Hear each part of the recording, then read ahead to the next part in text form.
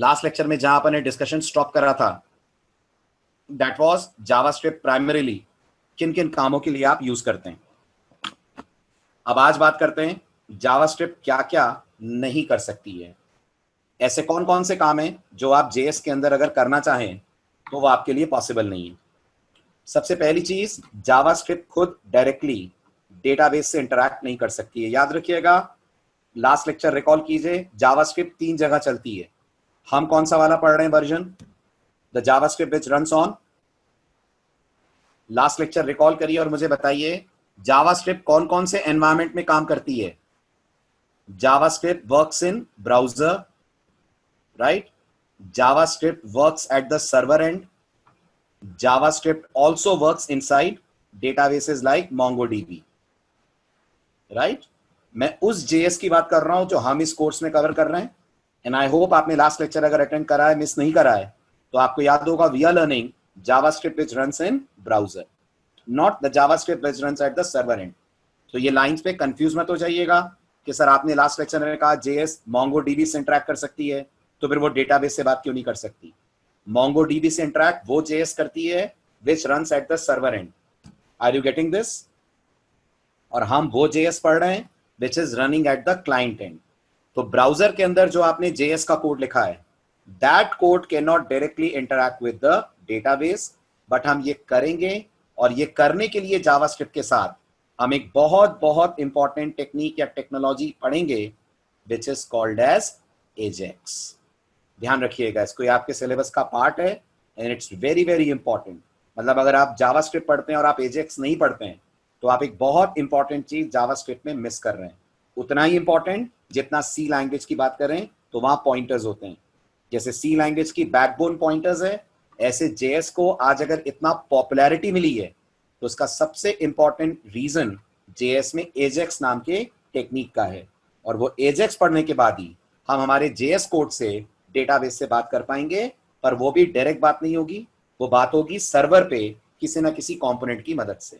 But फिलहाल इन general याद रखिए, JavaScript which is running at the browser and is not allowed to interact with the server. Am I clear? Right? Direct database से JavaScript बात नहीं कर सकती। Server नहीं बोलना चाहिए, rather I should say it can not directly interact with the database. Server से तो इंटरैक्ट कर सकती है। फाइन। नेक्स्ट पॉइंट आ रहा है, जावास्क्रिप्ट को यह परमिशन भी नहीं मिली है कि वो क्लाइंट मशीन की फाइल्स एक्सेस कर सके। और सोचिए, बात सही भी है। अगर जावास्क्रिप्ट को क्लाइंट मशीन की फाइल्स एक्सेस करने की परमिशन मिल जाए तो बहुत आसानी से आप ऐसा कोड लिख पाएंगे जो एंड यूजर के फाइल सिस्टम को डिस्ट्रॉय कर दे। मानते हैं? एक छोटा सा कोड लिखकर सारी फाइलें ही डिलीट कर देंगे अपन, अगर हमें एंड यूजर के फाइल सिस्टम का एक्सेस मिल जाए। करेक्ट? तो जावास्क्रिप्ट दो काम नहीं कर सकती। Directly, it cannot talk to the database which is lying at the server end, and JavaScript is also not allowed to directly access any file which is available on the client computer. या client किसको मान रहे हैं? Yes, yes, yes, definitely. JS engine एक virtual environment ही तो create करता है प्रतीक। Yes or no? JS engine जो आपको create करके देता है वो बाइट कोड बना के देता है। वो बाइट कोड अपने आप में एक virtual environment में ही तो रन होता है, राइट? हाँ, तो क्लाइंट मशीन हम लोग बोल रहे हैं, बिल्कुल सही, उस मशीन पे जहां ब्राउजर रन हो रहा है। मतलब अगर हम Amazon एक्सेस कर रहे हैं तो हम क्लाइंट हुए Amazon के लिए। यस, हम अपने ब्राउजर अपने मोबाइल से अगर Amazon एक्सेस करते हैं with the help of browser, not app. App is different story. हम अगर ब्राउजर यूज करके Amazon एक्सेस कर रहे हैं तो हम कहलाएंगे Amazon के लिए उसके client. Am I clear? Right. अब क्योंकि आप में से मैक्सिमम लोग जावा बैकग्राउंड से हैं, है ना? मैक्सिमम लोग जावा जानते हैं, तो अब इस बारे में बात करना बहुत जरूरी हो जाता है कि जावा और जावास्क्रिप्ट में क्या डिफरेंसेस हैं, राइट? और फिर हम इस सवाल पे भी आएंगे जो लास्ट लेक्चर में आपने पूछा था, जावास्क्रिप्ट के नाम में जावा क्यों है, और अगर है तो उसके पीछे का कारण क्या है, राइट? सबसे पहले दोनों के बीच का डिफरेंस समझ लीजिए। दोनों लैंग्वेजेस बिल्कुल अलग अलग डोमेन पे काम करती हैं। दोनों लैंग्वेजेस का अपना अपना अलग एरिया है, और जो एप्लीकेशंस जावा में डेवलप होती हैं उन्हें जावास्क्रिप्ट में नहीं बनाते अपन, और जो जावास्क्रिप्ट में हम करते हैं वहां जावा का कोई रोल नहीं है। फिर भी वन ऑन वन कंपैरिजन कर लेते हैं ताकि अच्छे से आप समझें what all was possible in Java, what all is possible in JavaScript, और दोनों किस डोमेन पे काम करती हैं। ध्यान दीजिए, सबसे पहला difference, the minimum technical difference, Java was a product of Sun Microsystem, जिसे बाद में ओरेकल ने टेक ओवर करा। सही कह रहा हूं?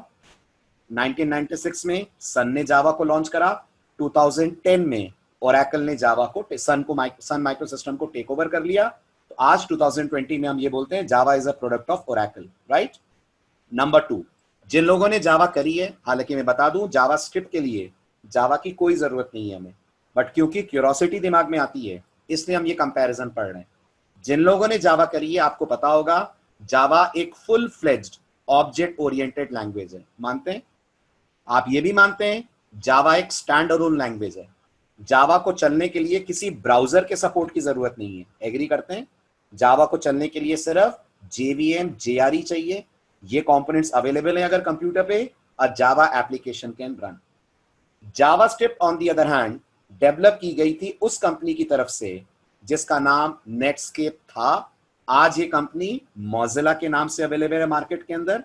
तो जब मोजिला नेटस्केप के नाम से मार्केट में अवेलेबल थी तब मोजिला कंपनी या नेटस्केप कंपनी ने जावास्क्रिप्ट लैंग्वेज को डेवलप करा, और उस टाइम जावास्क्रिप्ट एक ही काम करती थी, और वो था आपके HTML पेजेस को स्टैटिक से डायनेमिक करना, आपके HTML पेजेस के अंदर इंटरैक्टिविटी देना।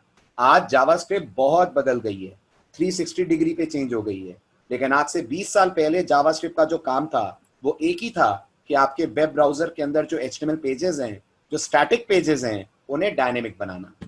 करेक्ट? आगे बढ़े। ये था डिफरेंस नंबर 1। डिफरेंस नंबर 2, जावा में कंपाइलर और इंटरप्रेटर दोनों होते हैं। और अगर आपने जावा पढ़ी है तो आपको याद होगा पहले आपके प्रोग्राम को कंपाइलर पढ़ता है कि इंटरप्रेटर पढ़ता है? जावा में आपके प्रोग्राम को सबसे पहले कंपाइलर पढ़ता है। कंपाइलर ही आपके प्रोग्राम का बाइट कोड बनाता है। कंपाइलर के बाइट कोड के बाद इंटरप्रेटर उसे अंडरलाइंग प्लेटफॉर्म के हिसाब से कन्वर्ट करता है। सही कह रहे हैं? ऐसा ही होता है जावा में। जावास्क्रिप्ट में अगर आपने लास्ट लेक्चर मिस ना करा हो और डायग्राम आपको याद हो तो आपके प्रोग्राम को पहले इंटरप्रेटर पढ़ता है, क्योंकि जावास्क्रिप्ट प्राइमरीली एक इंटरप्रेटेड लैंग्वेज है। तो पहले इंटरप्रेटर पढ़ता है, 80% काम इंटरप्रेटर का होता है। कंपाइलर का जावास्क्रिप्ट में बस ऑप्टिमाइजेशन का रोल होता है और कोई रोल नहीं होता है। यानी जावास्क्रिप्ट में कंपाइलर का वही रोल होता है, मैंने लास्ट लेक्चर में भी कहा था, जो जावा के अंदर JITC का होता है। आपने पाइथन पढ़ी होगी तो भी आपने जेट के बारे में सुना होगा, जावा पढ़ी है तो भी जेट के बारे में सुना होगा। कुछ नहीं पढ़ा है तो बहुत बढ़िया है, बिल्कुल परेशान मत हो। आप तो बस इतना मान लें, जावा में कंपाइलेशन देन इंटरप्रिटेशन होता है। जावास्क्रिप्ट में पहले इंटरप्रिटेशन होता है और फिर कोड को ऑप्टिमाइज करने के लिए कंपाइलर उसे पढ़ता है। राइट? चलें आगे। क्लियर हुआ? अगला डिफरेंस, वेरी इंपॉर्टेंट डिफरेंस, जावा को रन होने के लिए JVM चाहिए। यस और नो? जावा को रन होने के लिए JVM चाहिए। पाइथन को रन होने के लिए PVM चाहिए। राइट? .NET को रन होने के लिए CLR चाहिए, कॉमन लैंग्वेज रन टाइम। ऐसे जावास्क्रिप्ट की एप्लीकेशंस को रन होने के लिए जिस कंपोनेंट की जरूरत है, जिस एनवायरनमेंट की जरूरत है, उसे हम बोलते हैं होस्ट एनवायरनमेंट। और आपको याद होगा ये होस्ट एनवायरनमेंट 3 फॉर्म में अवेलेबल है। JS can run in browser, JS can run on server, JS also can run through databases. Browser में जो JS को रन करता है उसे क्या बोलते हैं? याद कीजिए last lecture. Very good, that is called as JS engine.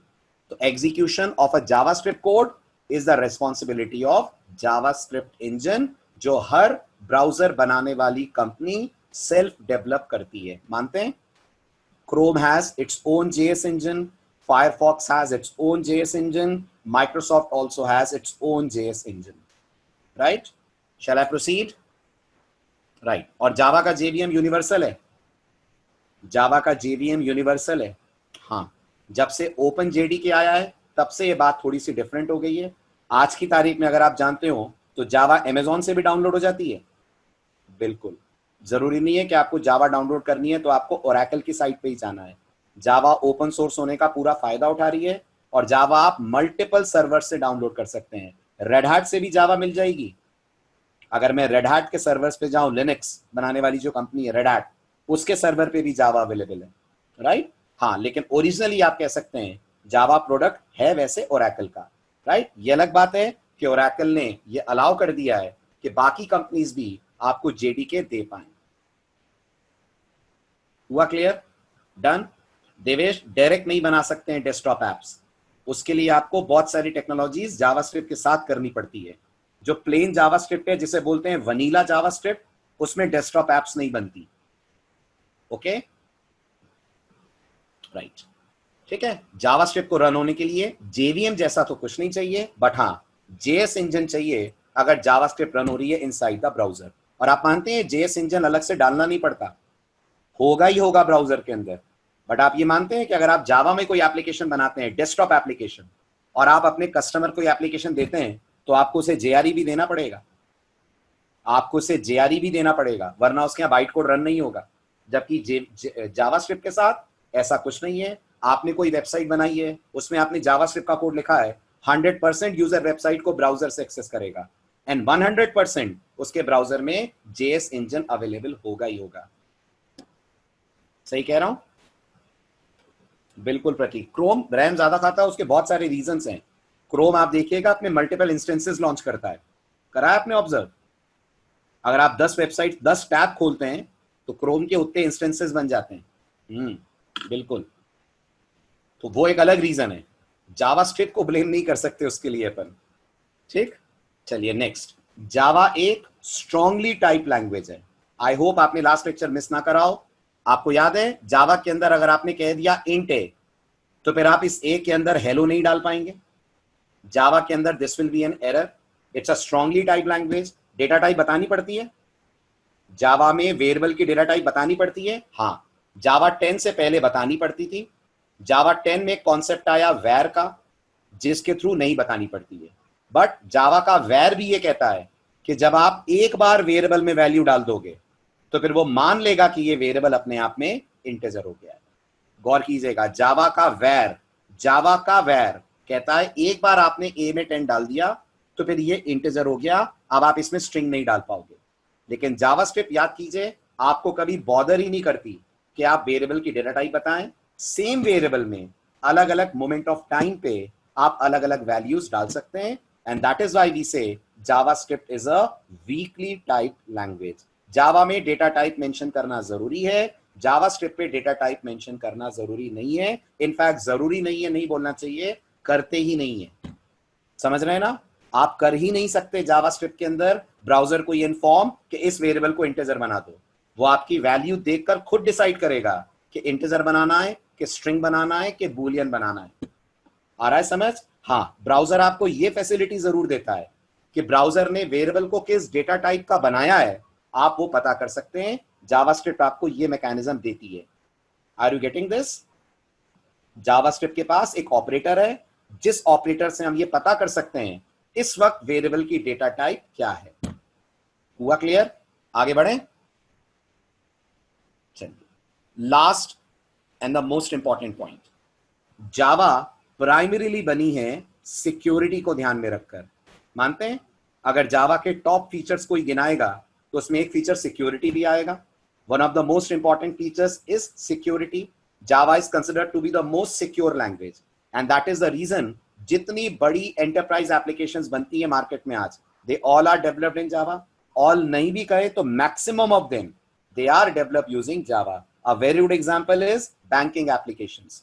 Maximum banking applications are based on Java codes. Reason being, Java is one of the most secure languages. JavaScript security को अपना prime point नहीं मानती है, याद रखिएगा। JavaScript security पे ज्यादा ध्यान नहीं देती है। JavaScript का ज्यादा ध्यान वेबसाइट को इंटरैक्टिव बनाना है, वेबसाइट में यूजर के रेस्पॉन्सेस के हिसाब से एक्शंस लेना है। तो सिक्योरिटी है, कुछ हद तक है, बट सिक्योरिटी जावास्क्रिप्ट का प्राइम फीचर नहीं है। Are you getting this? तो अगर आपसे कोई बोलता है जावास्क्रिप्ट के इंपॉर्टेंट फीचर्स बनाओ, तो आप उसमें सिक्योरिटी नहीं बोलेंगे कि जावास्क्रिप्ट सिक्योरिटी देती है। सिक्योरिटी देने का काम जावा की तरफ से आपको ज्यादा बेटर मिलता है। Are you getting this? अब आप सोचिए, तो आप इनके कंपैरिजन को देखकर समझ पा रहे हैं, दोनों के डोमेन ही बिल्कुल अलग हैं। एक क्रिकेट का प्लेयर है, एक फुटबॉल का प्लेयर है, कहीं ये दोनों आपस में मैच ही नहीं होते हैं। तो आप ये नहीं कह सकते कि सर जावास्क्रिप्ट में जो मैं कर रहा हूं वो जावा में कर सकता हूं, नहीं कर सकते। जावा ब्राउजर में रन नहीं होती है। जावा जब भी रन होती है वो रन होती है एट द सर्वर एंड। हाँ, आप ये जरूर कह सकते हैं कि सर्वर पे जावा की जगह पर अब आपके पास एक सेकंड ऑप्शन भी अवेलेबल है, एंड दैट इज आप सर्वर साइड पे भी रन कर सकते हैं जावास्क्रिप्ट। लेकिन फिर भी जब बात सिक्योरिटी की आती है तो Java is much better in terms of security as compare to JavaScript. Is this point clear? इसलिए ये सोचना ही नहीं है आपको कि इनमें कुछ कॉमन है क्या, और वैसे भी जब आप एक प्रोजेक्ट बनाएंगे तो दोनों यूज होंगे। मानते हैं आप? अगर आप एक फुल फ्लेज्ड वेब एप्लीकेशन बनाएंगे तो सर्वर जावा पे हम लिखेंगे, और जो क्लाइंट वाला पार्ट है वो हम हैंडल करेंगे विद जावास्क्रिप्ट। हुआ क्लियर? और इसी को बोलते हैं फुल स्टैक। यही हम फुल स्टैक में करेंगे। फुल स्टैक मतलब क्लाइंट भी हम हैंडल करेंगे, सर्वर भी हैंडल करेंगे। क्लाइंट वाला पार्ट जेएस में, सर्वर वाला पार्ट हम लोग लिख सकेंगे जावा में। चले आगे, क्लियर हुआ? Prateek has a doubt, client and server का कम्युनिकेशन के बीच JavaScript code is compiled by browser and send to the server using HTTP protocol. नहीं, एक्चुअल में प्रतीक जब कोड एग्जीक्यूट होता है जेएस इंजन में, उसी वक्त उसका बाइट कोड बन जाता है, और फिर जेएस के अंदर हमारे पास ऐसे ऑब्जेक्ट्स होते हैं जिनकी मदद से हम सर्वर से कम्युनिकेट कर पाते हैं। वही हम लोग पढ़ेंगे एजेक्स में। आया समझ? जेएस को अगर सर्वर से बात करनी है ना प्रतीक, तो आपको एक सेपरेट कोड जेएस में लिखना पड़ेगा। जेएस डायरेक्ट सर्वर से बात नहीं कर सकती है, वही सेपरेट कोड आप एजेक्स में लिखेंगे। ब्राउजर से डायरेक्ट बात करती है, सर्वर से बात करवानी पड़ती है, and for that we need to use a special object जिसे बोलते हैं XML HTTP request object. XML HTTP request object, right? Abhimanyu, AJAX का ऑल्टरनेट एसिंक है, पढ़ेंगे आप, वो भी देखेंगे अपन आगे। एजेक्स की जगह अगर हमारे पास कोई सेकंड ऑप्शन हो तो फेच एपीआई एक ऑप्शन है, आप वो यूज कर सकते हैं। सर्वर वाले एंड पे हो रही है ना शाहजेब, सर्वर वाले एंड पे शिफ्ट हो रही है। क्लाइंट वाला एंड तो अभी भी प्योर जेएस का है। बिल्कुल हो सकता है शुभम। जावास्क्रिप्ट आर्टिफिशियल इंटेलिजेंस भी सपोर्ट करती है, डेटा साइंस भी सपोर्ट करती है, एमएल भी सपोर्ट करती है, machine learning. All kinds of new technologies are available in JavaScript. उन सब की लाइब्रेरीज जावास्क्रिप्ट में अवेलेबल हैं, और वो ऑलमोस्ट हर लैंग्वेज में कर सकते हैं शुभम। आज अगर मार्केट में किसी लैंग्वेज को सर्वाइव करना है ना, तो उसे डेटा साइंस, एआई, एमएल, इनकी लाइब्रेरीज देनी ही पड़ेंगी। ये अलग बात है कि इस डोमेन में नंबर 1 अभी भी पाइथन है, राइट? अगर मेरे दिमाग में एकदम से आर्टिफिशियल इंटेलिजेंस आता है तो जरूरी नहीं है कि मेरा पहला चॉइस जावास्क्रिप्ट होगी। जनरली मेरी पहली चॉइस पाइथन या आर लैंग्वेजेस होंगी। ठीक है?